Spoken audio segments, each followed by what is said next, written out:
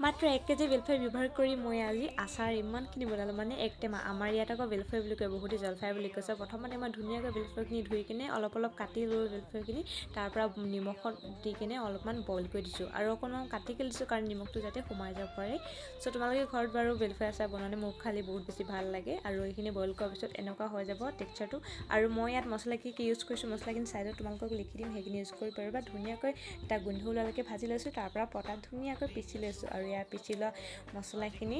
ইয়া বেলফাইখিনিত মানে বইল কৰা বেলফাইখিনি দি দিছোঁ তাতে মই অকণমান ৰঙা জলকীয়া মিক্স কৰিছোঁ আৰু নিমখ দি কিনে ধুনীয়াকৈ সানি লৈছোঁ আৰু তাৰ পৰা মই এটা কেৰাহীত অকণমান তেল মানে আধা লিটাৰতকৈ কম আৰু ইয়াৰ উতলাই থৈছিলোঁ একেবাৰে গৰম তেল হয় তাৰ পৰা ইয়াত মিক্স কৰি দিলোঁ মানে তেলৰ কালাৰটো অকণমান চেঞ্জ লাগিব কাৰণ মই তেলৰ কালাৰটোত ইয়াৰ ৰেড চিলি পাউডাৰ অকণমান মিক্স কৰিলোঁ সেইটো কাৰণে অকণমান ক'লা লাগিব কিন্তু খাবলৈ বহুত বেছি ভাল হৈছিলে আজি মই ফাৰ্ষ্ট টাইম ট্ৰাই কৰিছোঁ বহুত বেছি ভাল হৈছিলে তোমালোকেও ঘৰত ট্ৰাই কৰিলে জনাবা তেন্তে আজিলৈ মানে বাই বাই টেক কেয়াৰ